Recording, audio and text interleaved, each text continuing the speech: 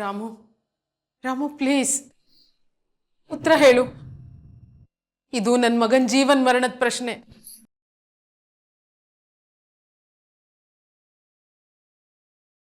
ನೀನು ಚಂದು ಏನೋ ಗುಟ್ಟಾಗಿ ಮಾತಾಡ್ಕೋತಾ ಇರ್ತಿದ್ರಿ. ನಾನು ಬಂದ ತಕ್ಷಣ ಮಾತು ನಿಲ್ಲಿಸ್ಬಿಡ್ತಾ ಇದ್ರಿ, ನಾಟಕ ಆಡ್ತಾ ಇದ್ರಿ. ನನಗೆ ಗೊತ್ತು, ನನಗೆ ಗೊತ್ತಿಲ್ಲದೆ ಇರೋದು ಏನೋ ನಿನಗೆ ಗೊತ್ತು ಅಂತ ನನಗೆ ಗೊತ್ತು. ಹೇಳು ಕಂದ, ಹೇಳು ಮಗನೆ. ಶಾಸ್ತ್ರಿಗಳು ಚಂದುಗೆ ಮೃತ್ಯು ಕಂಟಕ ಇದೆ ಅಂತ ಹೇಳ್ದಾಗಿಂದ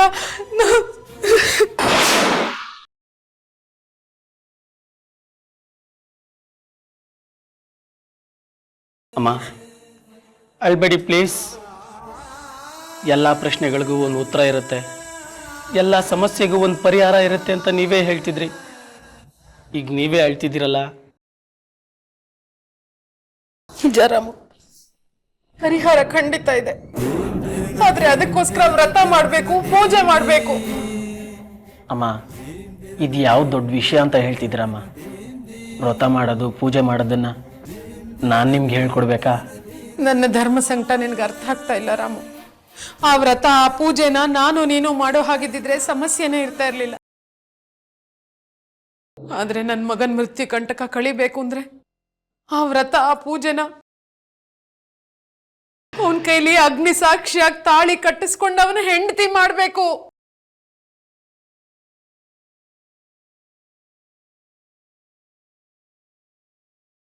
ನನ್ನ ಮಗನ್ ಸಾವಿನ ಸಮಸ್ಯೆಗೆ ಅವನ ಹೆಂಡತಿನೇ ಪರಿಹಾರ.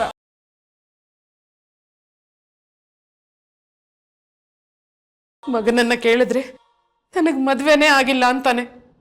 ಶಾಸ್ತ್ರಿಗಳು ನೋಡಿದ್ರೆ ನಿಮ್ ಮಗಂಗ್ ಮದ್ವೆ ಆಗಿ 9 ಹುಣ್ಣಿಮೆ ಕಳೆದಿದೆ ಅಂತಾರೆ. ಈಗ ನೋಡಿದ್ರೆ ಆಕ್ಸಿಡೆಂಟ್ ಆಗಿದೆ. ಯಾವ್ದನ್ ನಂಬೇಕು, ಯಾವ್ದನ್ ಬಿಡ್ಬೇಕು ಅಂತಾನೆ ಗೊತ್ತಾಗ್ತಾ ಇಲ್ಲ.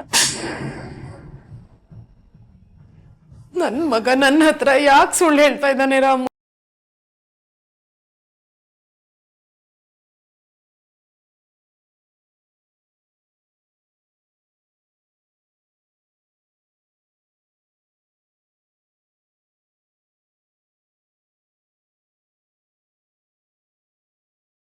ಸತ್ಯ ಏನು ಅಂತ ನಿನಗೆ ಗೊತ್ತಾ ಮಗನೇ? ಈ ಅಮ್ಮನ ಕಷ್ಟ ನಿನಗೆ ಅರ್ಥ ಆಗೋದಾದ್ರೆ ಸತ್ಯ ಹೇಳು ರಾಮು.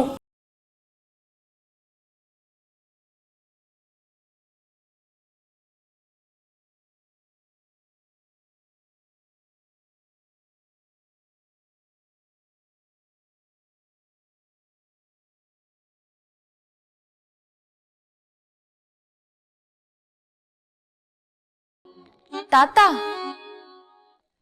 ಕಾಪಿ ಕುಡಿದ್ರಾ? ಆಯ್ತಮ್ಮ, ಬೆಳಿಗ್ಗೆನೆ ರಾಮು ತಂದು ಕೊಟ್ಟ. ನೀನೇನು ಬೆಳಿಗ್ಗೆನೆ ಎಲ್ಲೋ ಹೋಗಿದ್ದು ಬಂದಾಗಿದೆ? ತಾತ, ಅದು ದೇವಸ್ಥಾನಕ್ಕೆ ಹೋಗಿದ್ದೆ. ನಿನ್ ಜೊತೆ ಪಾರ್ವತಿ ಬಂದಿದ್ಲಾ? ಇಲ್ಲ ತಾತ, ಅವ್ವ ಅಷ್ಟು ದೂರ ನಡೆಯೋದಿಕ್ಕಾಗಲ್ಲ, ಅವ್ರಿಗೆ ಆಯಾಸ ಆಗೋಯ್ತದೆ, ಅದಕ್ಕೆ ನಾನು ಒಬ್ಳೆ ಹೋಗಿದ್ದೆ. ನಿನ್ನ ಹತ್ರ ಸೇವೆ ಮಾಡಿಸ್ಕೊಡೋದಕ್ಕೆ ನಮ್ಮ ಪಾರ್ವತಿ ಪುಣ್ಯ ಮಾಡಿರ್ಬೇಕಮ್ಮ. ನಿಜವಾಗ್ಲೂ ನೀವಿಬ್ರು ಭಾಗ್ಯಶಾಲಿಗಳು. ತಾತ, ನಾನು ಅವ್ವ ಕೇಳ್ಕೊಂಬಂದಿರೋ ಭಾಗ್ಯ ಬೇರೆ ಯಾರಿಗೂ ಬೇಡ. ನಿಮ್ಮ ಸೊಸೆ ನಮ್ಮತ್ತೆ, ನಿಮ್ಮ ಮೊಮ್ಮಗ ನನ್ನ ಗಂಡ, ಅದು ನಿಜ. ನಿಮ್ಮ ಹಿರಿ ಸೊಸೆ ಕಂಡ್ರೆ ಈ ಮನೆಯಾಗ ಯಾರಿಗೂ ಆಗಲ್ಲ. ನಾನು ಈ ಮನೆ ಸೊಸೆನೆ, ಆದರೆ ನಾನು ಈ ಮನೆ ಕೆಲಸದವಳು. ಇದೆಂತ ಧರ್ಮ ಸಂಕಟ ರಾಮು. ನನ್ನ ಮಗನ ಕಂಟಕ ಪರಿಹಾರಕ್ಕೆ ನಾನು ಏನು ಮಾಡೋ ಹಾಗಿಲ್ಲ ಅಂದ್ರೆ ಏನ್ ಅರ್ಥ? ಮಗನ್ ಹೊಕ್ಕಳು ಬಳ್ಳಿಗೆ ಹರ್ಕೊಂಡಿದ್ದೆ ತಪ್ಪಾಯ್ತಾ? ನನ್ ಮಗ ಅಲ್ವಾ, ತಾಯಿ ನಾನು ಅವನಿಗೋಸ್ಕರ ಏನು ಮಾಡೋ ಹಾಗಿಲ್ವಾ? ಮದ್ವೆನೇ ಆಗಿಲ್ಲ ಅಂತ ಅಂದ್ರೆ ಸೊಸೆ ಎಲ್ಲಿಂದ ಬರ್ತಾಳೆ? ಇಲ್ಲದೆ ಇರೋ ಸೊಸೆನಿಟ್ಕೊಂಡು ನಾನು ಯಾವ ಪೂಜೆ ಮಾಡಿಸ್ಲಿ? ಅಮ್ಮ ನೀವೇನು ಯೋಚನೆ ಮಾಡಬೇಡಿ, ಎಲ್ಲ ತಂತಾನೆ ಸರಿ ಹೋಗುತ್ತೆ. ಇವತ್ತು ಸರಿ ಹೋಗುತ್ತೆ, ನಾಳೆ ಸರಿ ಹೋಗುತ್ತೆ, ನಾಡಿದ್ದು ಆಚೆ ನಾಡಿದ್ದು ಅದ್ರಾಚೆ ನಾಡಿದ್ದು ಸರಿ ಹೋಗುತ್ತೆ ಅಂತ ನಂಬ್ಕೊಂಡೆ ಬದುಕದೆ ನಾನು. ಆ ನಂಬಿಕೆಗಳೆಲ್ಲ ನನ್ನ ಬೊಗಸೆ ಆಚೆಗೆ ಉಳಿದು ನನ್ನ ಬೊಗಸೆ ಪಾತ್ರೆಗೆ ಯಾವುದು ಬರಲೇ ಇಲ್ಲ ಕಣು. ಅಮ್ಮ, ನಿಮ್ಮ ಸ್ಥಿತಿ ನನಗೆ ಅರ್ಥ ಆಗುತ್ತೆ. ಚಂದನ್ ಮದುವೆ ಆಗಿಲ್ಲ, ಶಾಸ್ತ್ರಿಗಳು ಲೆಕ್ಕಾಚಾರದ ಮಾತು ಸುಳ್ಳಾಗಲ್ಲ. ಅಮ್ಮ, ಒಂದೇ ನದಿಗೆ ಎರಡು ತೀರ, ಎರಡನ್ನು ನಂಬಿದರೆ ಮಾತ್ರ ನದಿ ಪಾತ್ರದಲ್ಲಿ ಹರಿಯುತ್ತೆ. ರಾಮು, ವೇದಾಂತ ಹೇಳೋದು ಸುಲಭ, ವಾಸ್ತವದಲ್ಲಿ ಬದುಕೋದು ಕಷ್ಟ. ಅಮ್ಮ, ನೀವು ಹೇಳ್ಕೊಟ್ಟಿರೋ ಮಾತನ್ನ ಯಾವತ್ತಾದ್ರೂ ಒಂದಿನ ನಾನು ನಿಮ್ಗೆ ಹೇಳ್ಕೊಡೋ ಟೈಮ್ ಬರುತ್ತೆ ಅಂತ ನಾನು ಯಾವತ್ತೂ ಅನ್ಕೊಂಡಿರ್ಲಿಲ್ಲ. ಆದರೆ ಇವತ್ತು ಬಂದಿದೆ. ಪಾದ ಕುಸಿಯೇ ನೆಲದಿಹುದು ಮಂಕುತಿಮ್ಮ. ನಮ್ಮ ಕಾಲುಗಳು ಚೈತನ್ಯ ಕಳ್ಕೊಂಡು ನಡೆಯೋಕ್ಕಾಗದೆ ಕುಸಿದು ಬಿದ್ದರೂ ಕೂಡ ಕಡೆ ಪಕ್ಷ ನೆಲನಾದ್ರೂ ಇದ್ದೇ ಇರುತ್ತೆ ಅಂತ ಹೇಳ್ತಿದ್ರಿ. ಆ ರೀತಿ ಹೇಳ್ತಿದ್ ನೀವೇ ಇವತ್ತು ಕಂಗಾಲಾಗಿ ನಿಂತಿದ್ದೀರಲ್ಲ. ಎಲ್ಲ ಸಮಸ್ಯೆಗಳಿಗೂ ದೇವ್ರ ಹತ್ರ ಒಂದಲ್ಲ ಒಂದು ಉತ್ತರ ಇದ್ದೇ ಇರುತ್ತೆ ಅಂತ ಹೇಳ್ತಿದ್ರಿ. ಇವತ್ ನೀವೇ ಕಣ್ಣಲ್ಲಿ ಪ್ರಶ್ನೆಗಳನ್ನ ತುಂಬಿಕೊಂಡು ನಿಂತಿದ್ದೀರಲ್ಲ. ಅಮ್ಮ, ಶಾಸ್ತ್ರಿಗಳು ಚಂದನ್ಗೆ ಮದುವೆ ಆಗಿದೆ ಅಂತ ಹೇಳಿದಾಗ ನಿಮ್ ಜೊತೆಲಿ ಯಾರಿದ್ರು? ಚಿನ್ನು, ಅವಳನ್ನು ಜೊತೆ ಕರ್ಕೊಂಡು ಹೋಗಿದ್ದೆ.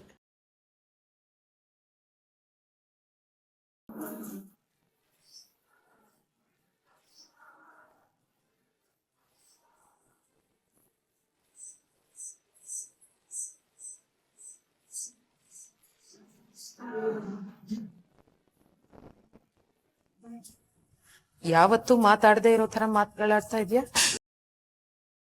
ಎಷ್ಟು ಸಲೀಸಾಗಿ ಸಮಾಧಾನದ ಮಾತುಗಳು ಹೇಳ್ತಾ ಇದೆಯಾ? ಯಾಕೆ ಗೊತ್ತಾ? ಯಾಕೆಂದ್ರೆ ನಿಜ ಏನು ಅಂತ ನಿನಗ್ ಗೊತ್ತು. ಎಂಥ ಪವಿತ್ರವಾದ ಬೆಂಕಿಗೂ ಸತ್ಯನ ಸುಡೋಕಾಗೋದಿಲ್ಲ ರಾಮು. ನಿಜ ಹೇಳು ಮಗನೆ, ನನ್ ಮಗಂಗ್ ಮದ್ವೆ ಆಗಿದ್ಯಾ? ಅಮ್ಮ, ಏನು ಅಂತ ಪ್ರಶ್ನೆ ಕೇಳ್ತಾ ಇದ್ದೀರಾ? ಈ ಪ್ರಶ್ನೆಗೆ ನಾನು ಉತ್ತರ ಎಲ್ಲಿಂತ ಹುಡುಕ್ಲಿ? ಉತ್ತರ ಕೊಡಕ್ಕಾಗದೇ ಇರೋ ಅಂತ ಯಕ್ಷ ಪ್ರಶ್ನೆನೇನು ನಾನು ಕೇಳ್ತಾ ಇಲ್ಲ. ನಿನಗೆ ಉತ್ತರ ಗೊತ್ತಿರೋ ಪ್ರಶ್ನೆನೇ ಕೇಳ್ತಾ ಇದ್ದೀನಿ. ನನ್ನ ಮಗ ನನ್ನ ಹತ್ರ ಬೇಕಾದಷ್ಟು ಸತ್ಯ ಮುಚ್ಚಿಟ್ಟಿರಬಹುದು, ಆದ್ರೆ ನಿನ್ನ ಸ್ನೇಹಿತ ಅನ್ನೋ ಕಾರಣಕ್ಕೆ ನಿನ್ನ ಹತ್ರ ಏನನ್ನೂ ಮುಚ್ಚಿಟ್ಟಿರೋದಿಲ್ಲ. ನಿಜ ಹೇಳು ರಾಮು, ನನ್ನ ಮಗನ್ ಮದುವೆ ಆಗಿದ್ಯಾ?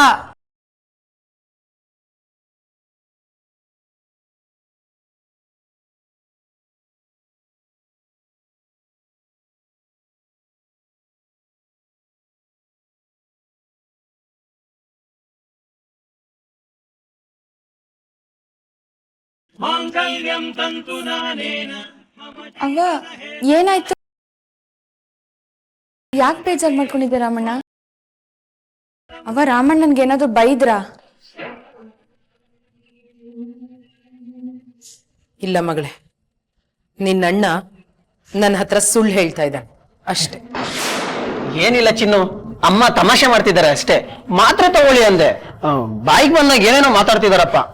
ಚಿನ್ನು, ಅಲ್ಲಿ ಮಾತ್ರ ಇದೆ, ಅಮ್ಮನ್ ಕೊಟ್ಬಿಡ್ತೀಯಾ? ನಾನು ಬರ್ತೀನಿ. ನೀನುಂಟು, ಅಮ್ಮ ಉಂಟು. ಅವ್ವ, ಏನಿದ್ದು ನಿಮ್ ರಗಳೆ? ಚಿಕ್ಕ ಮಕ್ಕಳ ತರ ಮಾತ್ರೆ ತಗೊಳಲ್ಲ ಅಂತ. ನಿಮ್ಕಿಂತ ನಂಜುಂಡನೇ ಎಷ್ಟೋ ವಾಸಿ. ನೀವು ಯಾರ್ ಮಾತು ಕೇಳಲ್ಲ.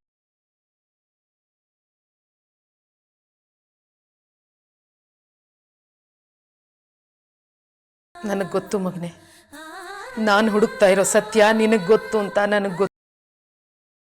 ಆದ್ರೆ ಯಾಕೆ ಎಲ್ಲ ನನ್ನಿಂದ ಏನೋ ಮುಚ್ಚಿಡ್ತಾ ಇದ್ದೀರಾ? ಯಾಕೆ ನನ್ನಿಂದ ಎಲ್ಲ ದೂರ ಆಗ್ತಾ ಇದ್ದೀರಾ ಅಂತ ಮಾತ್ರ ಗೊತ್ತು.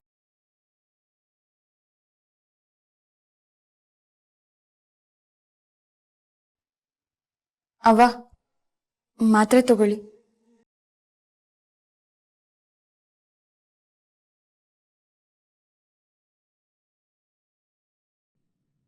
ಅವ್ವ ಯಾಕೆ ಇಷ್ಟೊಂದು ಯೋಚನೆ ಮಾಡ್ತಾ ಇದ್ದಾರೆ?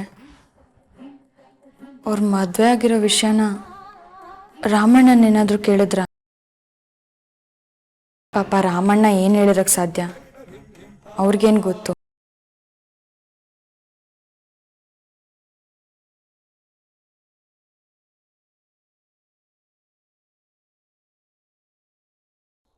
ಅವ್ವ, ನೀವ್ ಯಾಕೆ ಇಲ್ದೇ ಇರೋದನ್ನೆಲ್ಲ ಯೋಚನೆ ಮಾಡ್ತಿದ್ದೀರಾ? ಹೀಗೆಲ್ಲ ಮಾಡಿದ್ರೆ ನಿಮ್ ಆರೋಗ್ಯ ಹಾಳಾಗಲ್ವಾ? ಹಾಳಾಗ್ಲಿ ಬಿಡು, ನಾನು ಬದುಕಿದ್ದೇನ್ ಪ್ರಯೋಜನ? ಯಾಕವ್ವ ಅಪಶಕುನ ನುಡಿತೀರಾ? ಮತ್ತಿನ್ನೇನ್ ಮಾಡ್ಲಿ ಚಿನ್ನು, ಮತ್ತಿನ್ನೇನ್ ಮಾಡ್ಲಿ? ಯಾವುದೋ ಒಂದು ಸಣ್ಣ ವಿಷಯ ತಲೆಯಲ್ಲಿದ್ರೆ ರಾತ್ರಿ ಎಲ್ಲ ನಿದ್ದೆ ಬರಲ್ಲ. ಅಂಥದ್ರಲ್ಲಿ ಇರೋ ಒಬ್ಬ ಮಗಂಗೆ ಮೃತ್ಯು ಕಂಟಕ ಇದೆ ಅಂದ್ರೆ, ಶಾಸ್ತ್ರಿಗಳು ಹೇಳ್ದಾಗಿಂದ 10 ನಿಮಿಷನೂ ಕಣ್ಣು ಮುಚ್ಚಿ ನಿದ್ದೆ ಮಾಡಿಲ್ಲ ನಾನು. ಏನೇನೋ ಭಯಾನಕವಾದ ಯೋಚನೆಗಳು ಕಣ್ಣು ಮುಂದೆ ಬಂದು ನಿಲ್ಲತ್ವೆ. ಕಲ್ಪನೆಗೂ ಸಿಗದೆ ಇರೋ ಅಂಥ ಆಘಾತಗಳು ವಾಸ್ತವ ಅನ್ನೋ ಹಾಗೆ ಕಾಣಿಸ್ತಾ ಇವೆ. ಹೇಗ್ ಸಮಾಧಾನವಾಗಿರ್ಲಿ, ಹೇಗ್ ನೆಮ್ಮದಿಯಾಗಿರ್ಲಿ? ನನ್ನ ಮಗ, ಅವನೇ ನನಗೆ ಮುಖ್ಯ, ಅವನೇ ನನಗೆ ಸರ್ವಸ್ವ, ಅವನೇ ನನ್ನ ಉಸಿರು, ಅವನೇ ನನ್ನ ಪ್ರಾಣ. ಅವನಿಲ್ಲ ಅನ್ನೋ ಕನಸು ಕಂಡ್ರು ಎಚ್ಚರಗೊಂಡ ಮರುಕ್ಷಣನೇ ನಾನು ಬದುಕಿರೋದಿಲ್ಲ.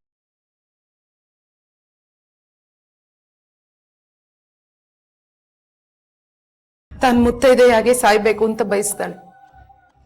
ಆದ್ರೆ ನಾನು ನನ್ನ ಬಯಕೆ ಈಡೇರೋದಕ್ಕೆ ಮುಂಚೆನೆ ಆ ಭಾಗ್ಯನ ಕಳ್ಕೊಂಡ್ಬಿಟ್ಟೆ. ಆದ್ರೆ ಕನಸು ಕಾಣೋ ಕಣ್ಣು ಕಳ್ಕೊಂಡಿಲ್ಲ. ಕನಸಲ್ಲೇ ನನ್ನ ಗಂಡನ ಜೊತೆ ಬಾಳ್ವೆ ಮಾಡ್ತಿದ್ದೀನಿ, ನನ್ನ ಮಗನಿಗೋಸ್ಕರ. ಅವನನ್ನ ನಾನೇ ತಂದೆಯಾಗಿ, ನಾನೇ ತಾಯಿಯಾಗಿ ಪೋಷಿಸಬೇಕಿತ್ತು. ಅದಕ್ಕೆ ಬದುಕಿದ್ದೀನಿ. ಮುತ್ತೈದೆ ಸೌಭಾಗ್ಯನ ಕಳ್ಕೊಂಡ ಹಾಗೆ ತಾಯ್ತನೂ ಕಳ್ಕೊಳ್ಳೋದಕ್ಕೆ ನಾನು ತಯಾರಿಲ್ಲ.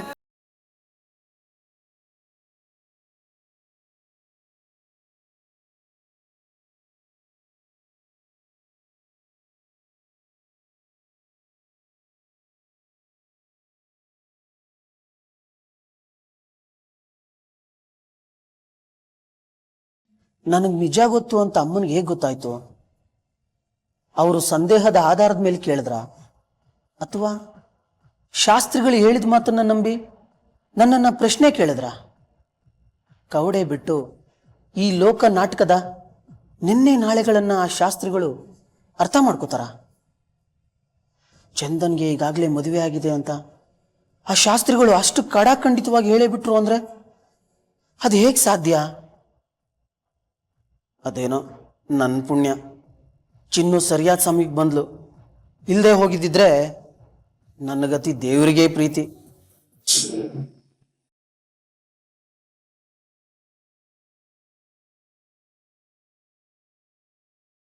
ಅಷ್ಟು ಸುಲಭವಾಗಿ ನನ್ನ ಪ್ರಶ್ನೆಯಿಂದ ತಪ್ಪಿಸ್ಕೊಂಡು ಹೋಗಕ್ಕಾಗೋದಿಲ್ಲ ರಾಮು.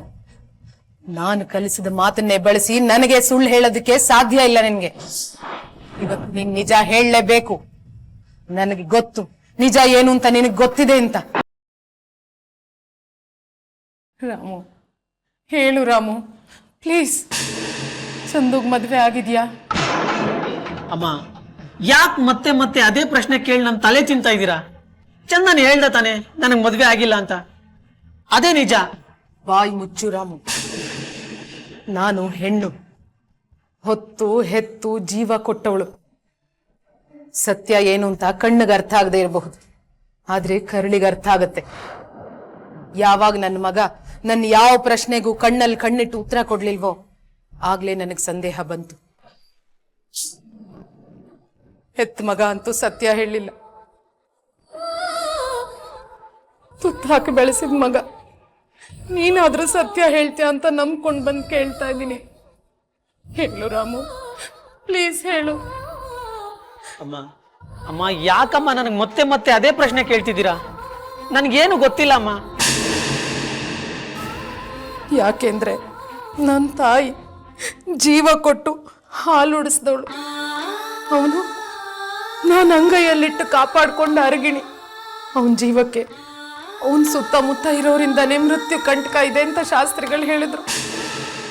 ಮಗನ ಜೀವಕ್ಕೆ ಆಪತ್ತು ಅಂತ ತಿಳಿದ ಮೇಲೂ ಯಾವ ತಾಯಿ ತಾನೇ ಸುಮ್ಮನೆ ಇರ್ತಾಳೆ ಹೇಳು ರಾಮು? ಜೀವ ಕೊಟ್ಟ ತಾಯಿ ಕಷ್ಟ ನಿನಗೆ ಅರ್ಥವೇ ಆಗೋದಿಲ್ವಾ? ಅವನ ತಾಯಿ ನಾನು ಅವನ ಜೀವ ಉಳ್ಸಕ್ಕೆ ಏನು ಮಾಡಕ್ಕಾಗಲ್ಲ. ಅವನ ಕೈಲಿ ತಾಳಿ ಕಟ್ಟಿಸ್ಕೊಂಡು ಅವನ ಹೆಂಡ್ತಿನೇ ಎಲ್ಲ ಮಾಡ್ಬೇಕು. ನಿನಗೆ ಗೊತ್ತಿದ್ ನಿಜ ಹೇಳು ರಾಮು, ಪ್ಲೀಸ್ ಹೇಳು. ಅಮ್ಮ ನಿಮ್ಗೇನು ಅಂತ ಹೇಳಿ, ಯಾಕೆ ನನ್ನ ಮೇಲೆ ಸಂದೇಹ ಬೀಳ್ತಾ ಇದ್ದೀರಾ? ಭಯ ರಾಮು, ಭಯ. ಒಬ್ಬ ಮಗ ಅಲ್ಲ, ಒಂದು ಕಣ್ಣು ಕಣ್ಣಲ್ಲ ಅಂತ ಗಾದೆ ಮಾತು ಹೇಳ್ತಾರೆ. ನನ್ಗಿರೋನು ಒಬ್ನೇ ಮಗ. ನನ್ನ ಆತಂಕ ಅಳಲು ನಿನ್ಗೆ ಅರ್ಥ ಆಗತ್ತಾ? ಸುಳ್ಳು ಹೇಳ್ತಿರೋದು ಶಾಸ್ತ್ರಿಗಳಲ್ಲ, ಸುಳ್ಳು ಹೇಳ್ತಿರೋದು ನೀನು, ನನ್ನ ಮಗ. ಸರಿನಮ್ಮ, ಎತ್ತು ಮಗನ ಮಾತು ನಂಬಲ್ಲ, ತುತ್ತು ಕೊಟ್ಟ ಮಗನ ಮಾತು ನಂಬಲ್ಲ ಅಲ್ಲ ನೀವು? ಸರಿ, ಆ ಶಾಸ್ತ್ರಿಗಳು ಹೇಳಿದ ಮಾತೆ ಸರಿ. ನಿಮ್ಮ ಮಗನ ಜೀವ ಉಳಿಸೋದಕ್ಕೆ ನಿಮ್ಮ ಸೊಸೆ ಅದೇನು ಪರಿಹಾರ ಮಾಡ್ಬೇಕೋ ಮಾಡ್ತಾಳೆ, ಖಂಡಿತ ಮಾಡೇ ಮಾಡ್ತಾಳೆ. ನಿಮ್ಗೆ ನಿಮ್ಮ ಮಗನ ಜೀವ ಎಷ್ಟು ಮುಖ್ಯನೋ ಅವಳಿಗೆ ಅವಳ ಮಾಂಗಲ್ಯ ಅಷ್ಟೇ ಮುಖ್ಯ ಆಗಿರುತ್ತೆ.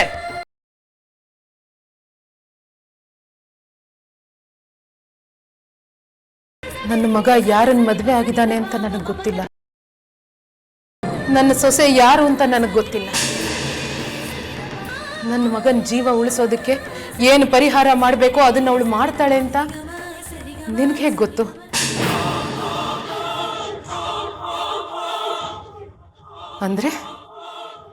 ಅಂದ್ರೆ ನಿಜ ಏನು ಅಂತ ನಿನಗೆ ಗೊತ್ತು.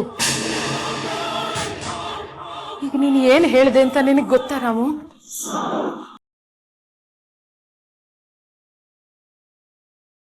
ನೀನ್ ನನ್ನ ಪ್ರಶ್ನೆಗೆ ಉತ್ತರ ಕೊಡ್ತಾ ಇಲ್ಲ ರಾಮು. ಅಮ್ಮ ಏನೇ ಹೇಳಿದ್ರು ನಾನು ಕಲ್ಸ್ಕೊಟ್ ಮಾತನ್ನೇ ನನ್ಗೆ ಹೇಳ್ಬೇಡ ಅಂತೀರಾ? ಅಮ್ಮ ಪ್ರಶ್ನೆ ಕೇಳಿದ್ರೆ ಮಗ ಉತ್ತರ ಹೇಳ್ಬೇಕು, ಆದ್ರೆ ನಿಮ್ಗೆ ನನ್ ಮೇಲೆ ನಂಬಿಕೆನೇ ಇಲ್ಲ. ಈಗ ನೀವ್ ಹೇಳ್ಕೊಟ್ ಮಾತನ್ನೇ ನಾನ್ ನಿಮ್ಗೆ ಹೇಳ್ಬೇಕು. ಎಷ್ಟು ಕಷ್ಟವೋ ನಂಬಿಕೆ ಎಂಬುದು 4 ದಿನದ ಈ ಬಾಳಿನಲ್ಲಿ. ಅಮ್ಮ ನೀವು ನಂಬಿದ್ರೆ ನಂಬಿ, ಬಿಟ್ರೆ ಬಿಡಿ. ನನ್ ಮನ್ಸು ಹೇಳ್ತಿದೆ ಚಂದನ್ಗೇನು ಆಗಲ್ಲ ಅಂತ. ನೀವು ಆ ಶಾಸ್ತ್ರಿಗಳ ಮಾತನ್ನೇ ನಿಜ ಅಂತ ನಂಬಿರೋರು, ನಾನು ನನ್ನ ಅಂತರಂಗದ ಮಾತನ್ನೇ ನಿಜ ಅಂತ ನಂಬಿರೋನು. ನಿಮ್ ನಂಬಿಕೆ ನಿಮ್ಗೆ, ನನ್ನ ನಂಬಿಕೆ ನನಗೆ.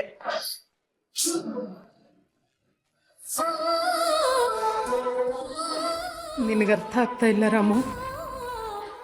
ಶತ್ರುಗಳೇ ಬೇರೆ, ಹಿತಶತ್ರುಗಳೇ ಬೇರೆ.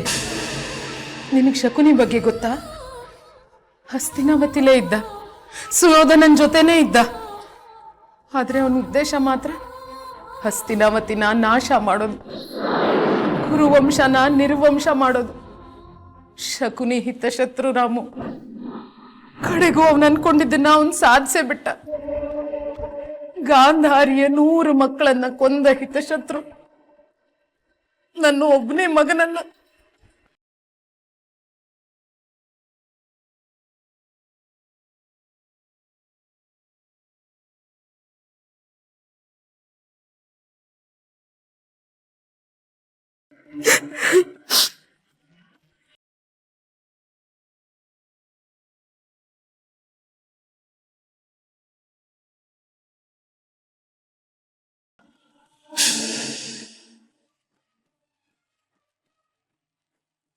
ಅಮ್ಮ, ರಾಮಾಯಣ ಮಹಾಭಾರತದ ಕತೆಗೆ ನಮ್ಮ ಕತೆನ ತಳುಕು ಹಾಕೋದು ಬಹಳ ಸುಲಭ.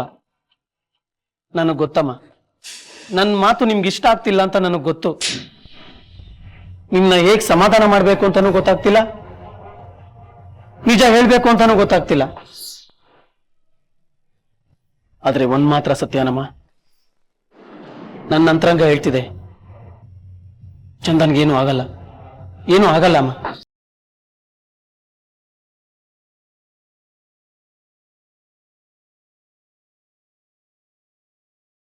ನನ್ನ ಮಗಂಗೆ ಏನೂ ಆಗಲ್ಲ ಅಂತ ಅಷ್ಟು ವಿಶ್ವಾಸದಿಂದ, ಅಷ್ಟು ನಂಬಿಕೆಯಿಂದ ಹೇಗೆ ಹೇಳ್ತೀರ?